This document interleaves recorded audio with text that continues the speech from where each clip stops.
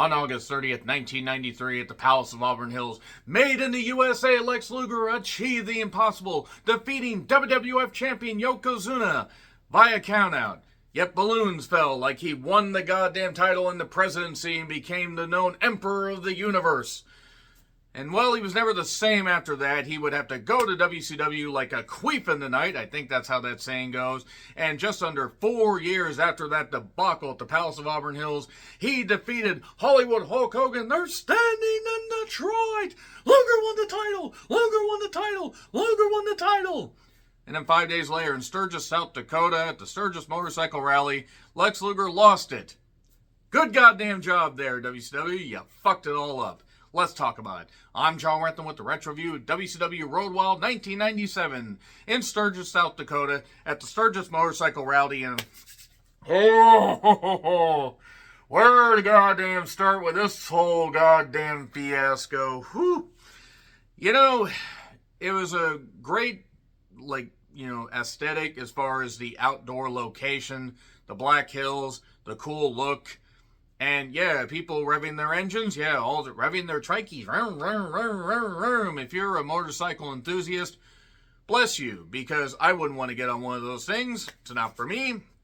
It's for you, that's great. But yeah, the second annual Sturgis WCW event where they had no fee for tickets and basically just had to survive on the pay-per-view revenue and get people with their guaranteed money to go there and wrestle in front of people that really weren't all that enthusiastic. I mean, they were, but they were also goddamn drunk. So, around 6,500 fans were apparently there. I mean, there could have been a little bit more. I don't really care. Wasn't going to count the individual heads. Didn't really want to look at a lot of the crowd outside of a few of the biker women. 240,000 people bought it on pay-per-view. Now, this was down from Bash at the Beach 1997 that had 325,000 pay-per-view buys. By the way, WrestleNomics, great place to find figures like this. Support them on Patreon if you can. They do a lot of great work. However, this event was up from the following month's Fall Brawl 1997, 195,000 pay-per-view buys, and I believe Halloween Havoc 97 actually had like 405,000 pay-per-view buys. So WCW is kind of on a bit of a weird, momentum swing as far as pay-per-view buys goes. But they would then achieve their biggest success with like 700,000 pay-per-view buys for Starrcade 1997. However, if we go back to Hog Wild 96, that was the first annual Sturgis WCW crossover, 220,000 pay-per-view buys. And then Road Wild 98 had 365,000 pay-per-view buys. They were doing pretty well in 98. Maybe not so much creatively. Because then we go to Road Wild 99, and that was pretty much the last, big buy rate for a WCW pay-per-view, I think, outside of Halloween Havoc 99, and maybe Mayhem. I think Mayhem was close to 200,000, but they had 235,000 pay-per-view buys for Road Wild 99. And then we go to New Blood Rising, Judy Bagwell on a forklift. That's all I need to say, fucking Vince Russo. Vancouver, BC, 6,614 fans, 85,000 pay-per-view buys. That was just a month or maybe 6 weeks after Bash at the Beach 2000 held the, lofty record of having 100,000 pay-per-view buys and being the last WCW pay-per-view to achieve that mark. Can Luger retain the title? No, he can't. No, he goddamn can't. Because, look, it was great that Luger won the title there. It was a cool moment, and it was fantastic to have that great, just like passion from the fans and the people celebrating and everything, and him winning that. And it was a big goddamn deal. The thing is, they were still building Hogan and Sting, and that pretty much nullified Hogan's reign to give a cheap pop. And then they fucked that whole thing up with Sting and Hogan. So yeah, looking back in hindsight, was what it was. Shivani, Heenan, and Dusty on commentary. Mike Tenay joined for the Conan Rey Mysterio match. And I apologize if I sound a little bit rough. Allergies are a bitch. This weather is going up and down all around. Come on, defense work.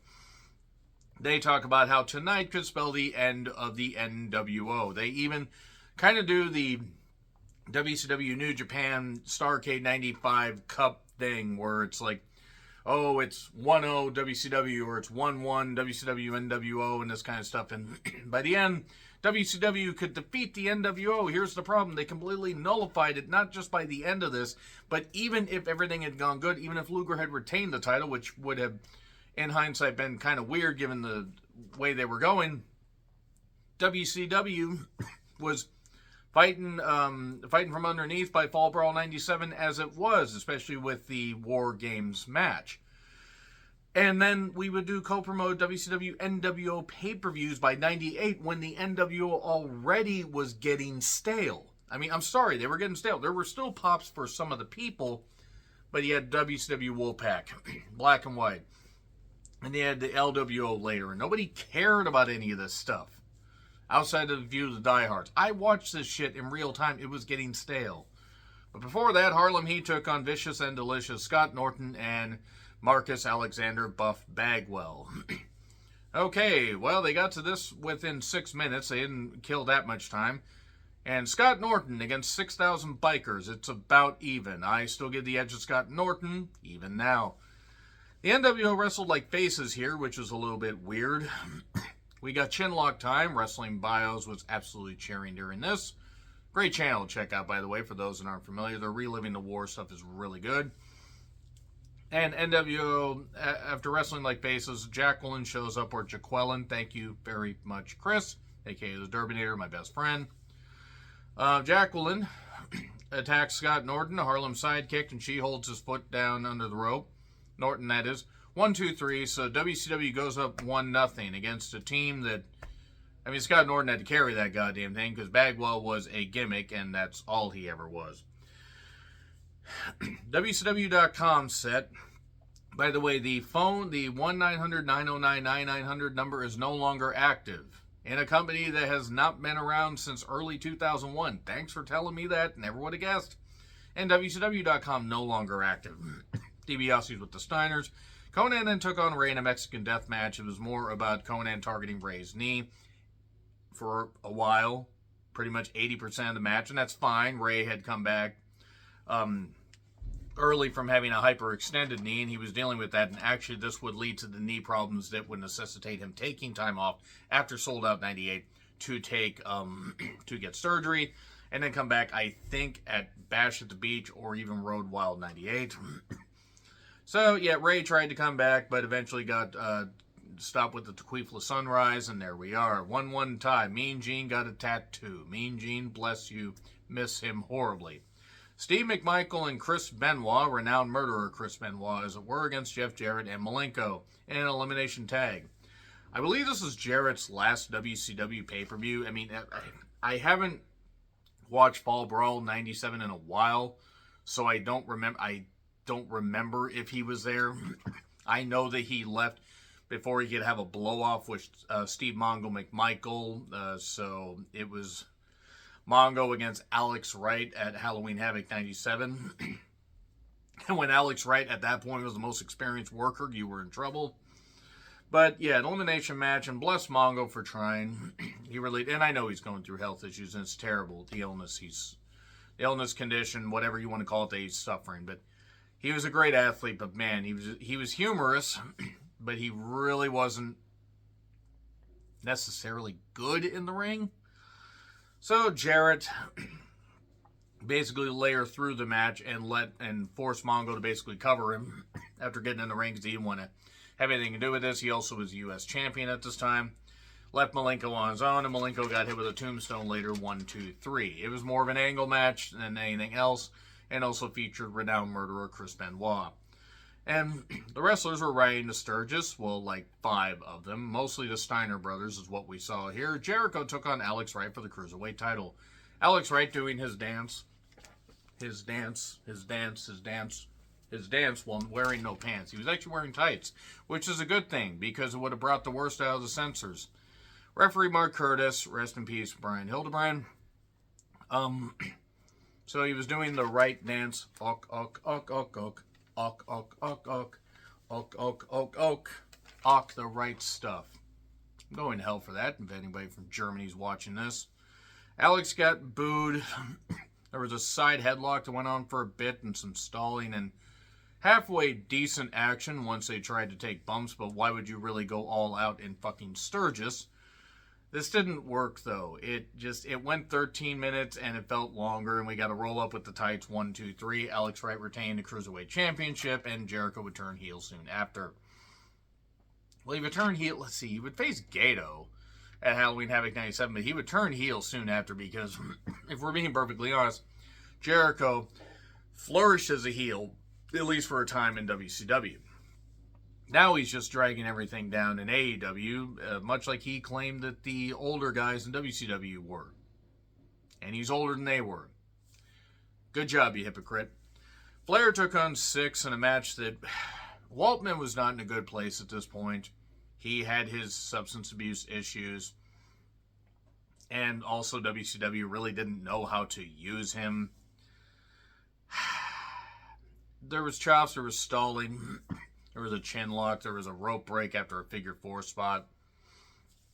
Bronco Buster got stopped, and Flair top 6 with the ropes. 1, 2, 3.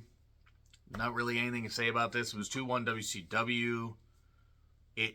This pay-per-view is not good so far. DDP took on Curt Hennig. DDP was over. There was stalling at first.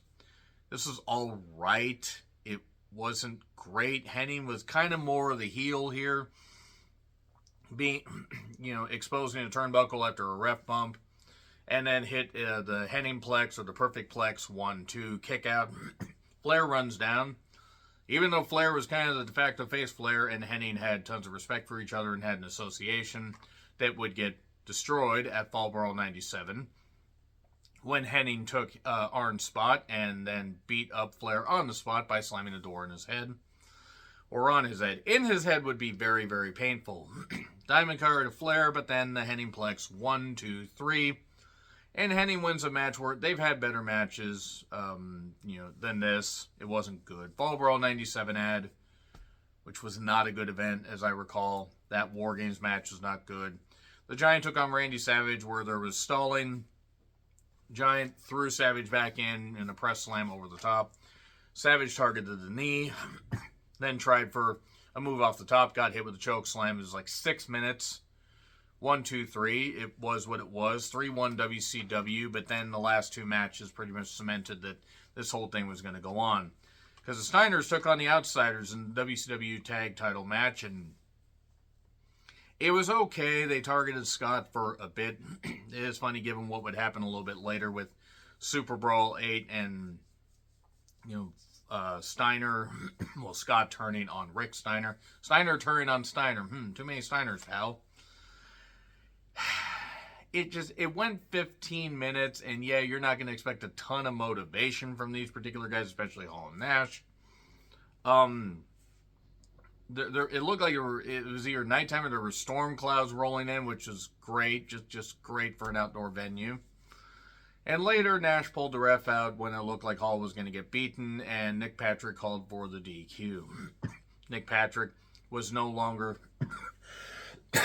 the NWO referee, and it was what it was. It ended up, I guess, serving a purpose. And then Michael Buffer was in a suit jacket and a little biker leather hat. Oh, how adorable. Bruce Buffer is a better ring announcer, by the way. So Hogan took on Luger in a WCW title match. It was not good at all. I really don't understand the whole point of this. I mean, yeah, it was for Hogan to get his win back, but outside of, a little bit firing up by these guys, Luger doing the pose, Hogan doing this and all, getting all, soaking in the throbbing adulation of the crowd. Yeah, they did arm wringers, stalling, there were chokes, there was a test of strength. Then we get run-ins later, and a fake Sting shows up. It could have been Scott Hall, it could have been somebody else, I don't fucking know who, but I don't think it was Jeff Farmer. It was really successful was fake Sting in Japan, so good on him. I mean, really good on him. But this is how the finish was called. Fake Sting hits Luger. And Shivani says, oh, he hit Hogan. No, he hit Luger. And I like Shivani, but what the fuck? what the fuck? How could you call it like that? One was wearing tights, one was wearing long pants.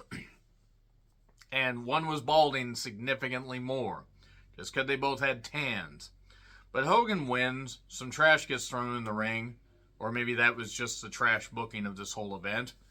And everyone checks on Luger. By everyone, I mean Hennig and the Steiners, making no sense to this whole goddamn operation.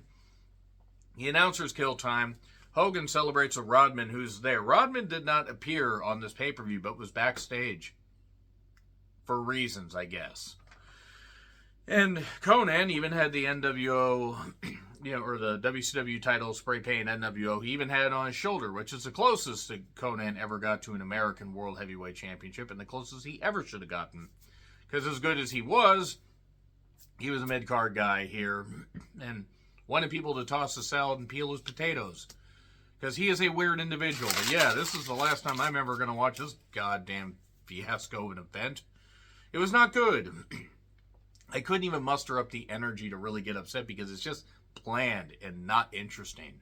So agree, disagree what I said, like, share, subscribe, Twitter handle in the description. I'm John Rithlin. I'll see you soon.